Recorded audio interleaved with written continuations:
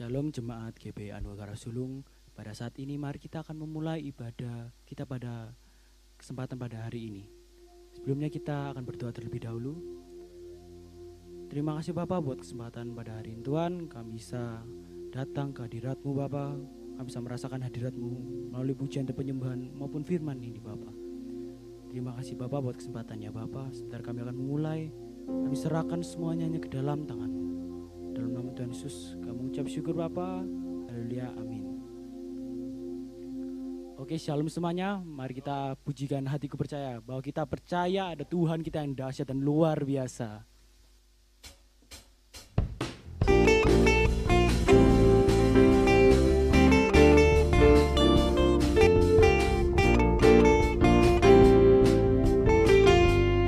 Mari semakin semangat pada malam hari ini. Mari setiap waktu kita selalu memuji Dia setiap saat. Karena kita percaya kata hati kita selalu ada bersama Dia. Mari kita pujikan bersama-sama. Tuhanlah kekuatan dan mazmurku, Dia gunung batu dan keselamatanku. Hanya padamu hatiku percaya,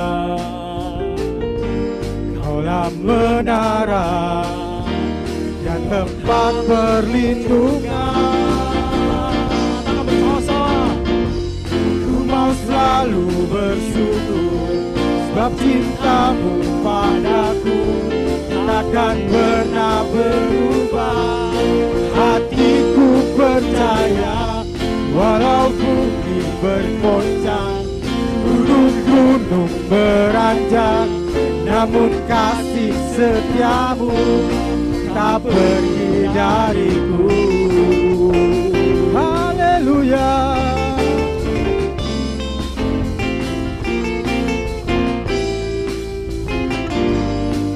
Mari kita bersama-sama. Tuhanlah kekuatan dan mazmurku, Katakan Dia gunung batu. Dia gunung batu dan keselamatanku. Hanya padamu hatiku percaya,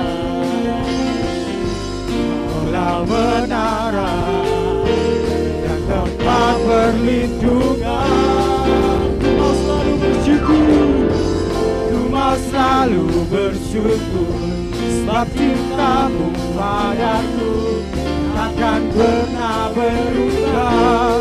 Hatiku percaya, walau bumi bergoncang, gunung-gunung beranjak, namun kasih setiamu tak pergi dariku. Haleluya. Kaulah baik Tuhan.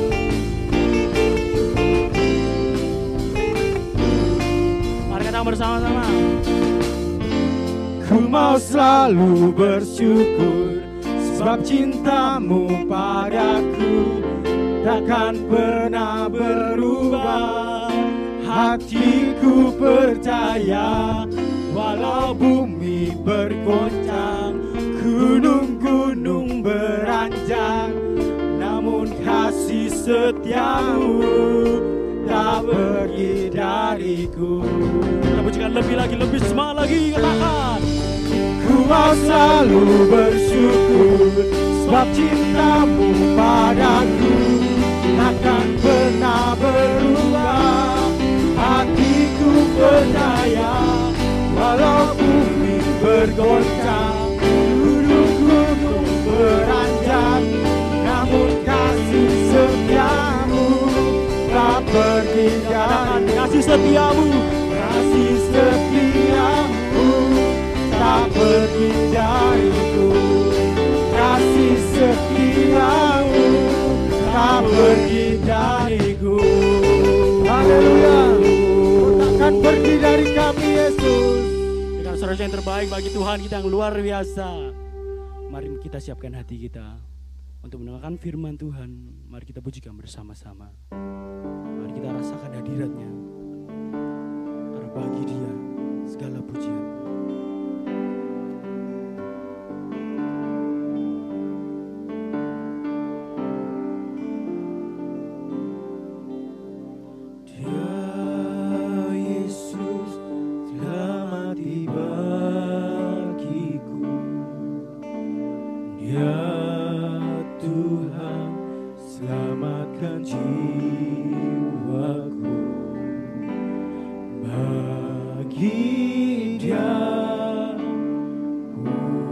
pujianku tak dapat ku balas kasih-Nya. Dia angkatku jadi anak-Nya, beri damai di dalam hidupku. Bagi Dia sembahku, hanya Dia segalanya bagiku. Mari kita sembah bersama-sama, katakan. Bagi Dia segala pujian, hormat serta syukur kekal selamanya.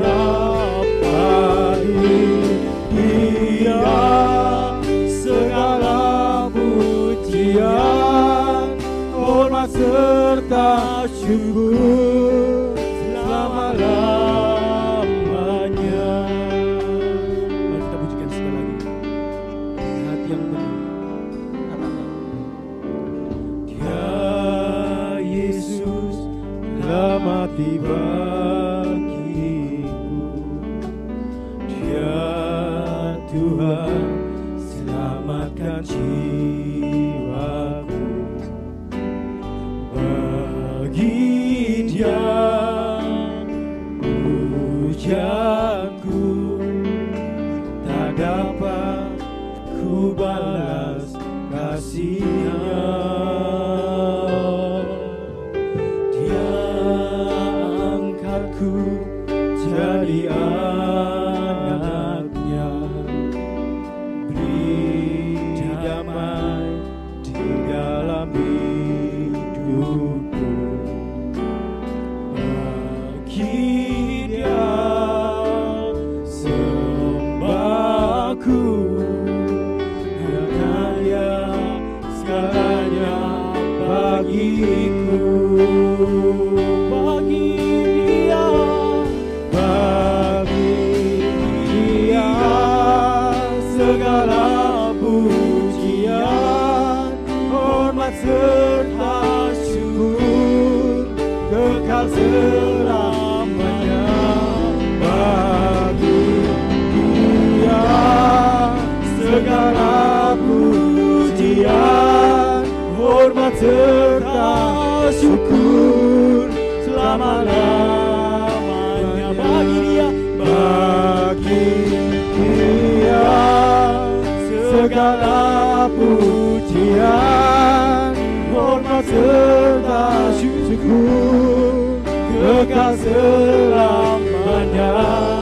Bagi Dia segala pujian, hormat serta syukur selama-lamanya. Katakan selama-lamanya. Selama-lamanya. Selama-lamanya. Mari kita sembah.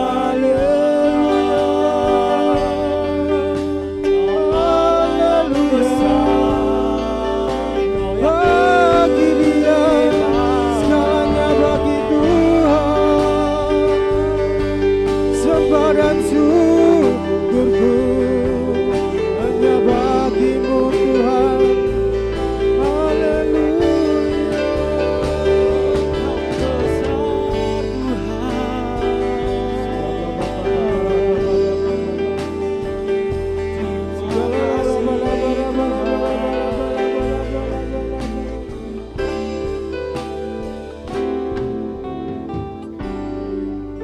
Terima kasih Tuhan buat segalanya Tuhan, buat hadirat-Mu Tuhan. Pada kesempatan hari ini Bapa, sebentar kami akan mendengarkan firman-Mu Tuhan yang Kau pilih Tuhan. Kami percayakan semuanya hanya ke dalam tangan-Mu Tuhan. Dalam nama Tuhan Yesus kami mengucap syukur Tuhan.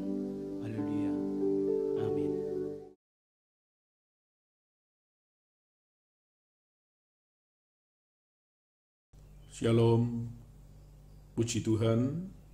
Hari ini saya akan menyampaikan renungan firman Tuhan yang saya beri judul 4 hal yang dikerjakan oleh Roh Kudus. Saya percaya bila Roh Kudus tinggal dalam kehidupan kita, Dia akan bekerja secara maksimal dalam kehidupan kita dan akan mengerjakan sesuatu yang luar biasa dalam hidup kita. Saya akan bacakan di dalam Injil Yohanes pasal yang ke-16 ayat yang ke-4b sampai dengan ayat yang ke-6. Dituliskan di sana pekerjaan penghibur. Hal ini tidak kukatakan kepadamu dari semula, karena selama ini aku masih bersama-sama dengan kamu. Tapi sekarang aku pergi kepada Dia yang telah mengutus aku. Dan tiada seorang pun di antara kamu yang bertanya kepadaku kemana engkau pergi. Tetapi karena aku mengatakan hal itu kepadamu, sebab itu hatimu berduka cita.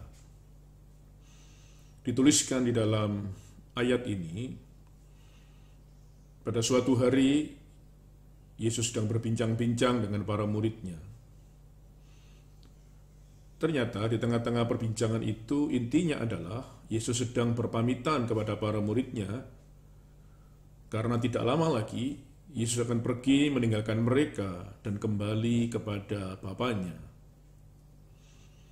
Ketika para murid mengetahui hal itu, firman Tuhan menuliskan mereka mengalami duka cita.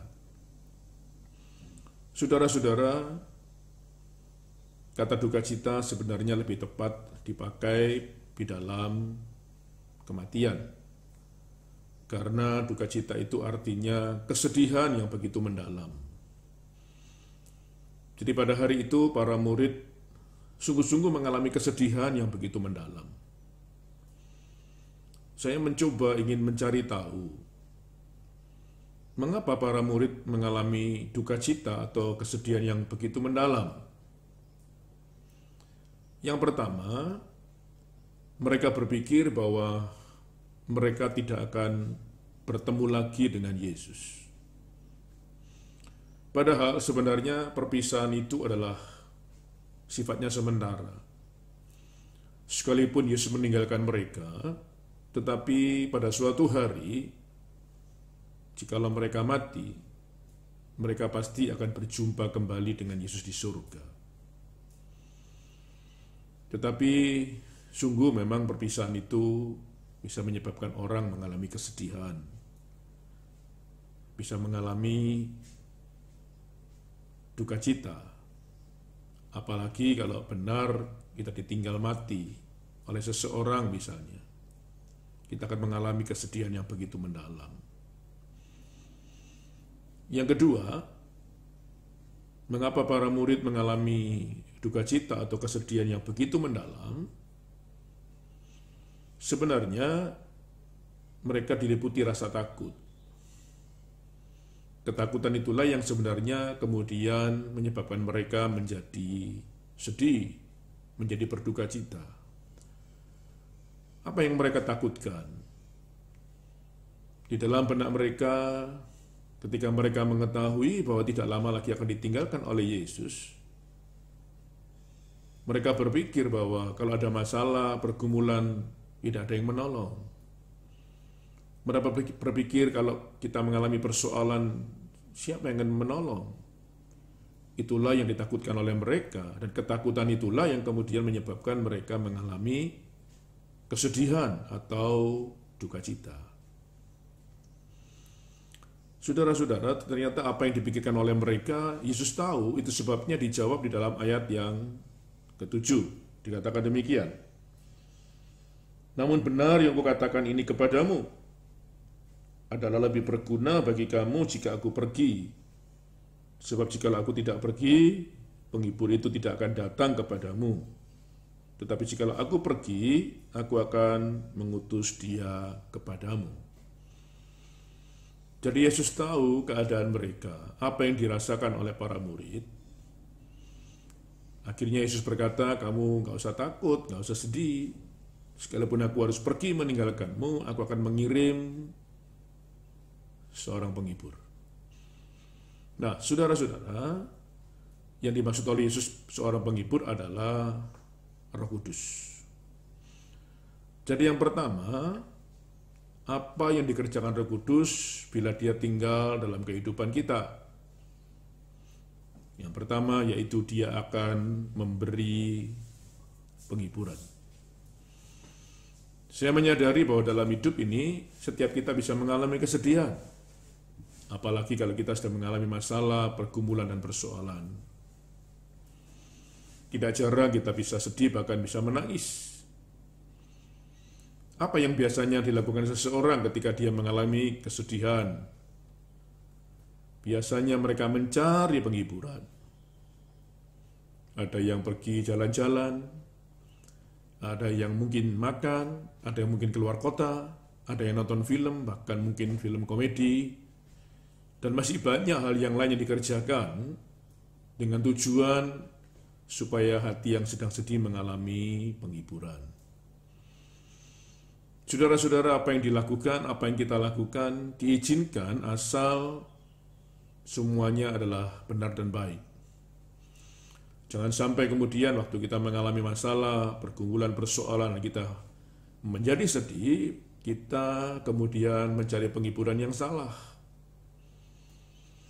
Tetapi saya ingin memberitahu, apapun bentuknya dan apapun yang dilakukan untuk mencari penghiburan, penghiburan itu bekerjanya dari luar ke dalam, artinya apa yang ada di luar kita usahakan kita masukkan ke dalam hati kita, supaya hati kita yang sedang sedih ini mengalami penghiburan.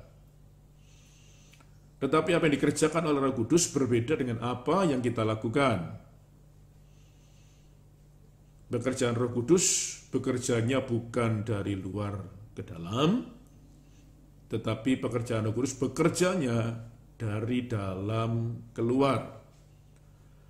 Jadi ketika kita menerima Roh Kudus dan dia tinggal dalam hidup kita, dia ada dalam hidup kita, dia ada dalam hati kita.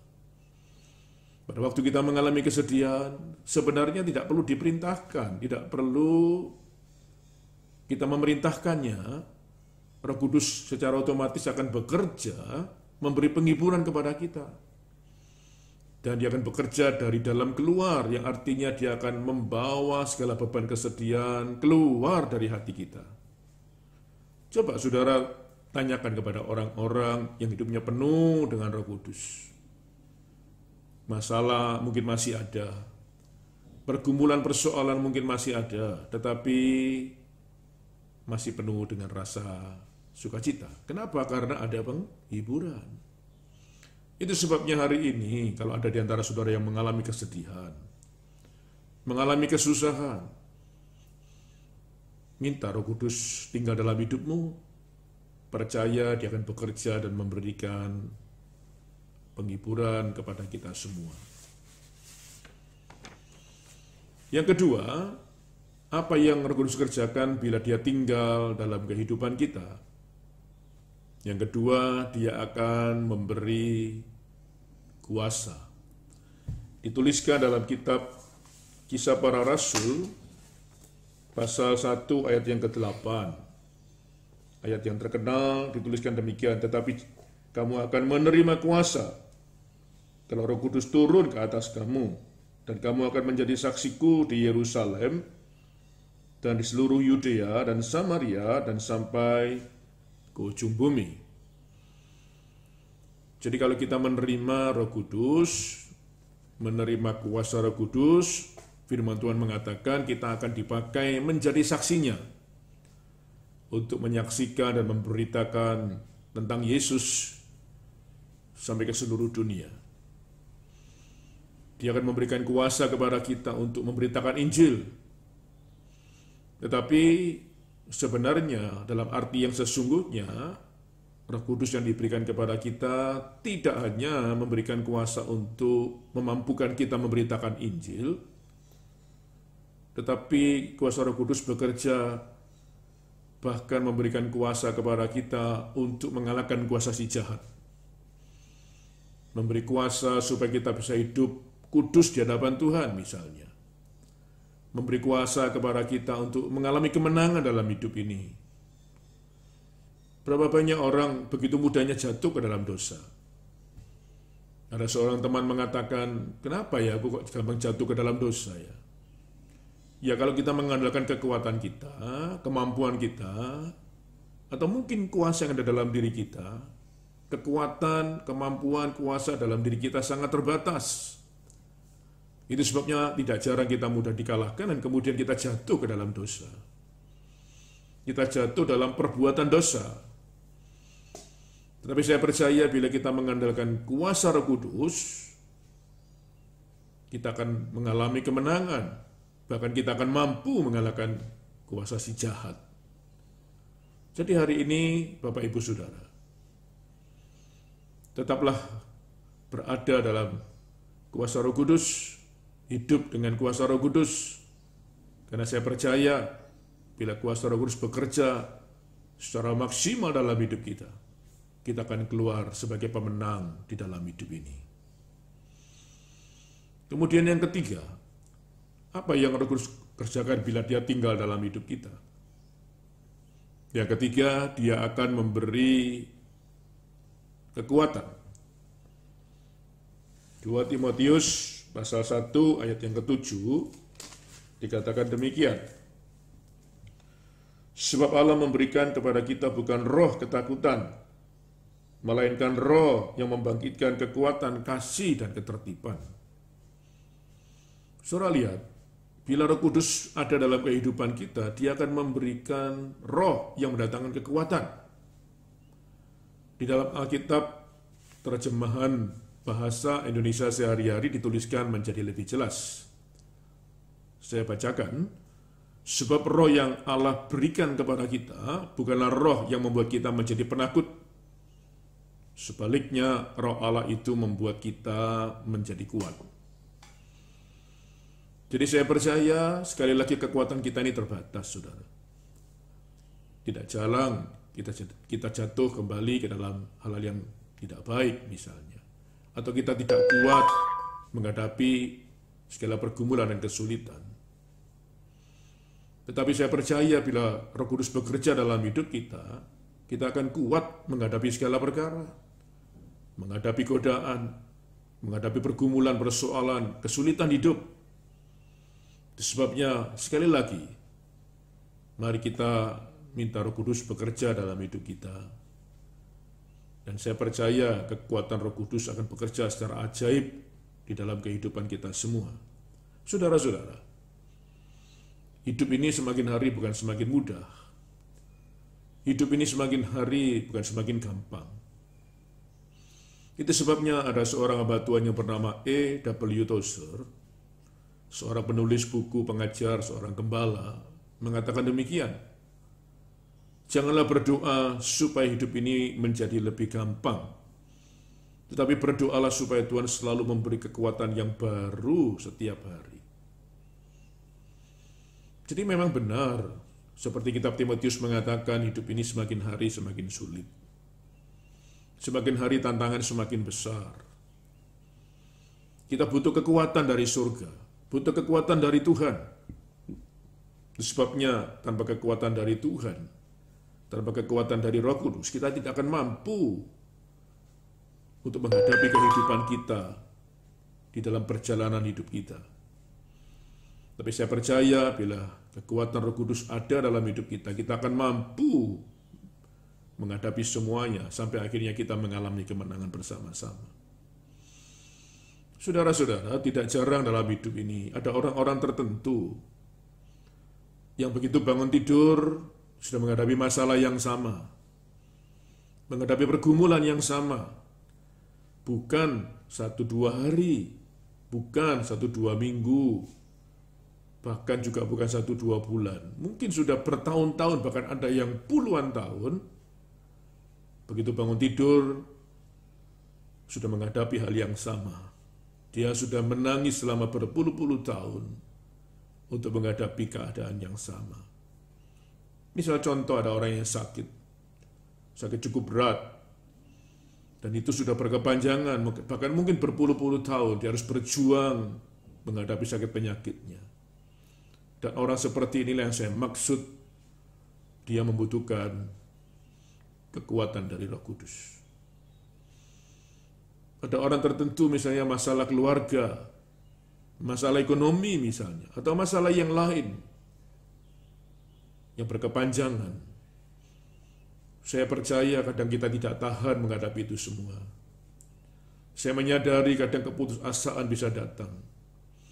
Tapi kalau hari ini kita masih ada seperti hari ini, saya percaya itu bukan kekuatan kita, tetapi kekuatan Roh Kudus yang sudah bekerja dalam hidup kita. Di dalam Filipi pasal 4 ayat 13 dikatakan, segala perkara dapat kutanggung di dalam Dia yang memberi kekuatan kepadaku. Benar. Seperti yang Rasul Paulus katakan, tanpa kekuatan dari Roh Kudus yang bekerja di dalam dirinya, Rasul Paulus tidak akan sanggup menghadapi kehidupannya.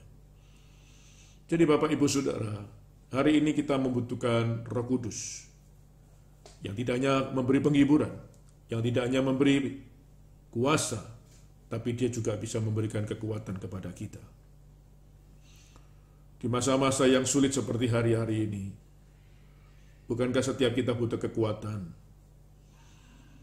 Keadaan tidak mudah, serangan virus COVID-19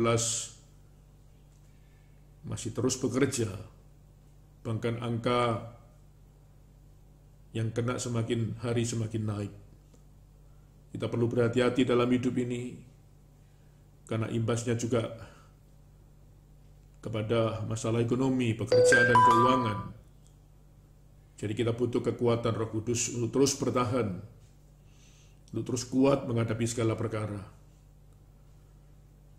sampai akhirnya kita mengalami kemenangan dalam hidup ini. Saya teringat ketika Yesus berdoa di Taman Getsemani.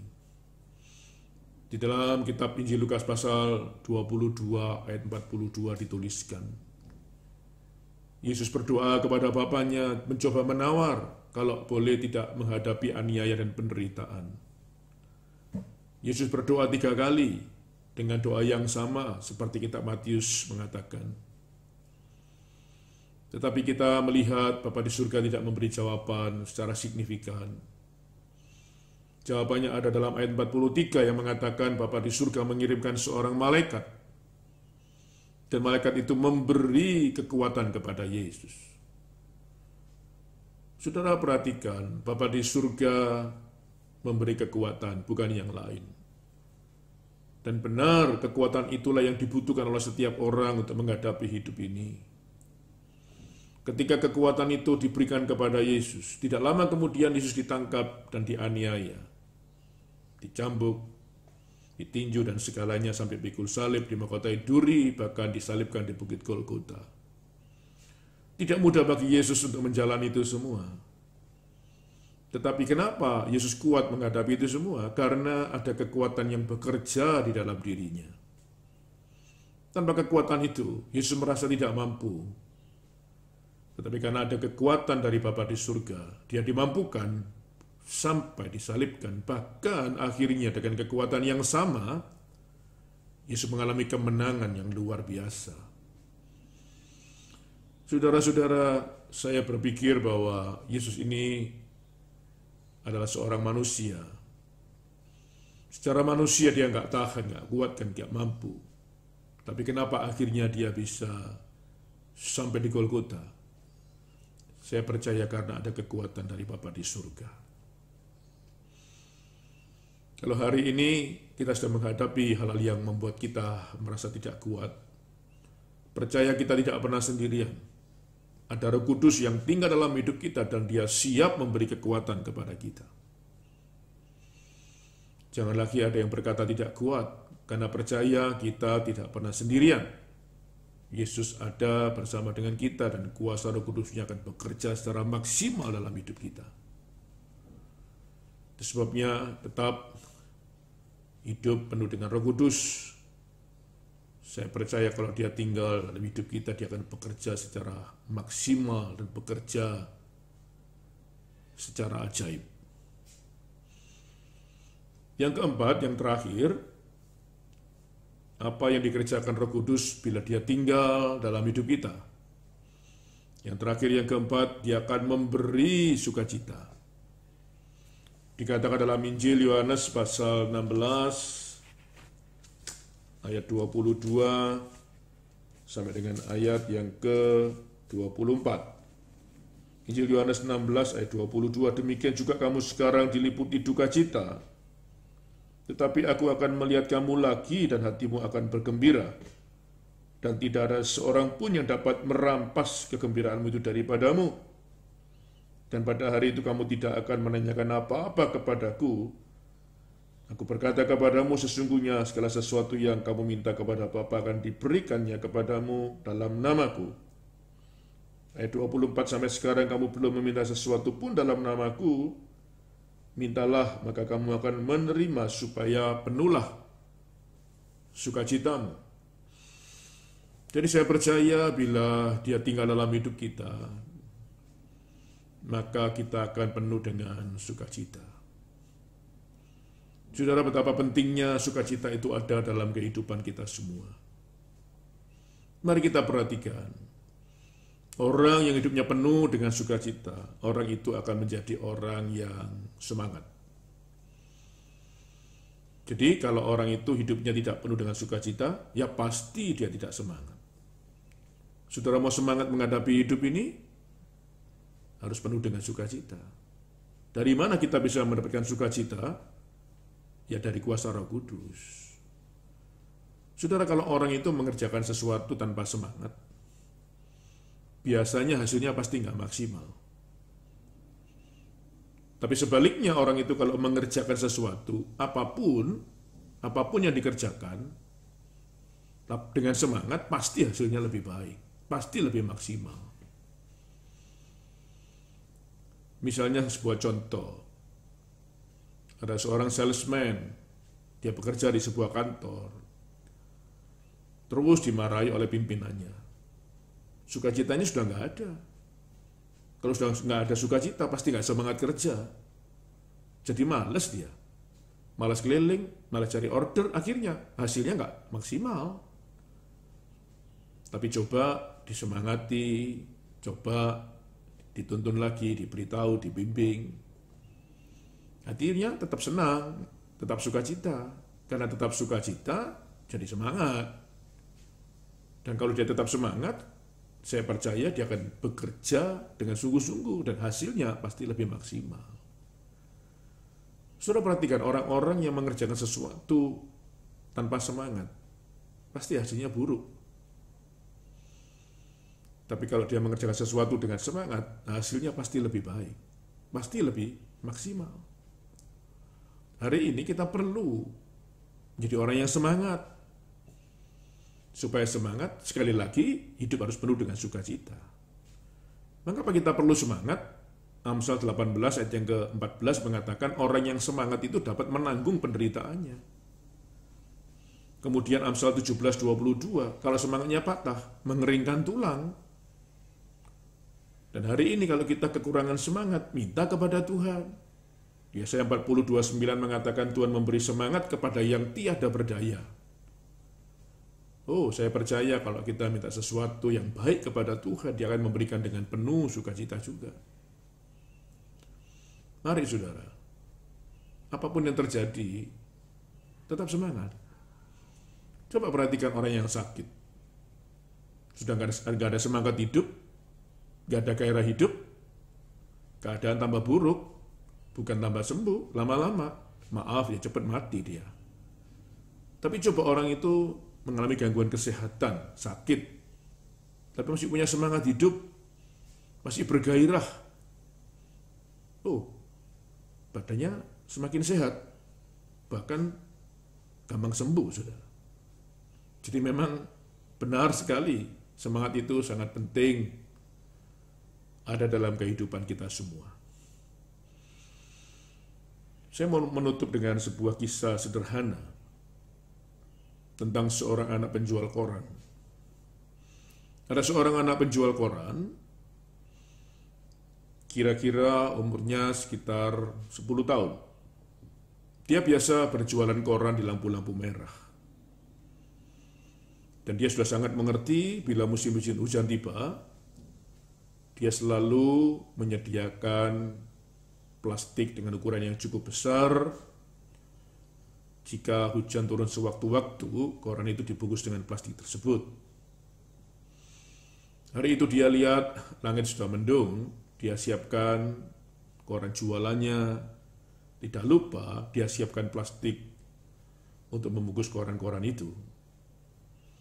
Akhirnya dia berjalan ke lampu merah untuk menjajakan koran jualannya. Dan benar, tidak lama kemudian hujan mulai turun. Semakin lama hujan semakin deras. Segera dia mengeluarkan plastik yang dia bawa untuk membungkus korannya agar koran tersebut tidak menjadi basah. Terus dia berjualan sampai kemudian lampu merah menyala kembali, dan tidak lama kemudian ada sebuah sedan yang cukup mewah berhenti di sana. Pengemudi sedan tersebut memanggil anak itu. Kemudian anak itu mendekat dan pengemudi sedan ini mengatakan, "Nak, kamu nggak pulang, hujan semakin deras. Sementara saya nggak pulang dulu karena saya jualan koran masih laku sedikit." "Ya nak, tapi hujan ini semakin deras, kamu nggak takut sakit?" "Ya, saya takut sakit Om." "Kamu apakah masih sekolah?" "Masih Om." "Segeralah pulang, kalau tidak kamu bisa sakit. Aku lihat kamu sudah mulai menggigil kedinginan. Dan kamu perhatikan, nak, langit itu berwarna putih. Biasanya kalau langit berwarna putih, hujan akan lama berhenti." Kemudian si anak menghela nafas panjang dan mengatakan sesuatu kepada si Om. "Terima kasih Om untuk nasihatnya." "Benar Om, kalau langit itu berwarna putih, hujan itu akan lama berhenti. Tapi begini Om, maaf, hujan itu tidak akan pernah selamanya. Aku percaya Om, hujan akan berhenti. Kalau hujan berhenti Om, aku percaya cuaca akan menjadi cerah kembali. Kalau cuaca sudah menjadi cerah kembali Om, aku percaya matahari akan bersinar kembali." Saudara-saudara, mungkin hari-hari ini kita mengalami mendung, hujan deras, langit gelap. Tetap semangat menghadapi hidup ini. Percaya bahwa mendung, hujan, langit yang gelap tidak akan selamanya ada dalam hidup kita. Percaya suatu hari matahari akan bersinar kembali. Tetap semangat menghadapi hidup ini. Tuhan tetap ada bersama-sama dengan kita. Tidak perlu takut menghadapi hidup ini. Mari kita berjuang bersama-sama. Karena saya percaya kita tidak pernah sendirian. Roh Kudus ada dalam kehidupan kita. Dia selalu bersama-sama dengan kita. Bahkan dia ada dalam hidup kita. Dan dia akan menyertai kita sampai selama-lamanya. Amin. Shalom semuanya. Mari kita menyanyikan pujian ini dengan lebih semangat, lebih sukacita lagi. Mari kita pujikan bersama-sama lagu ini. Sukacita penuh hayat. Mari kita pujikan lebih semangat lagi. Kita tahu bahwa sukacita semuanya berasal dari Dia. Dan hanya bersama Dia kita bersukacita. Katakan bersama-sama. Ketika Tuhan memulihkan keadaan Sion, keadaan kita seperti orang yang bermimpi. Waktu itu mulut kita penuh dengan tawa, lidah kita dengan sorak-sorai yang menabur dengan mencucurkan air mata akan menuai dengan bersorak. Sorak-sorai yang berjalan menangis sambil menabur sedih, pasti pulang membawa berkah-berkahnya. Mari kita pujikan lebih semangat lagi. Mari kita sama-sama katakan bersama lagu ini dengan sukacita. Katakan, Ketika Tuhan memulihkan keadaan Sion, keadaan kita seperti orang yang bermimpi. Waktu itu mulut kita penuh dengan tawa, lidah kita dengan sorak-sorai yang menabur dengan mencucurkan air mata akan menuai badanmu. Sorak-sorai yang berjalan sambil menari menabur beri, pasti pulang membawa berkah-berkahnya.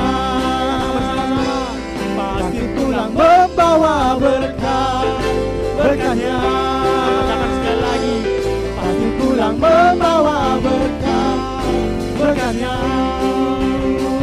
La la la,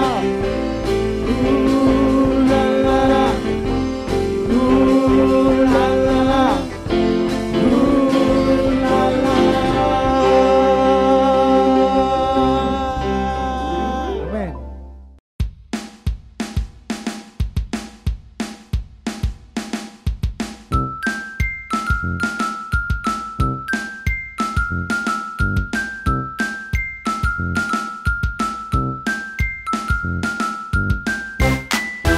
Amen.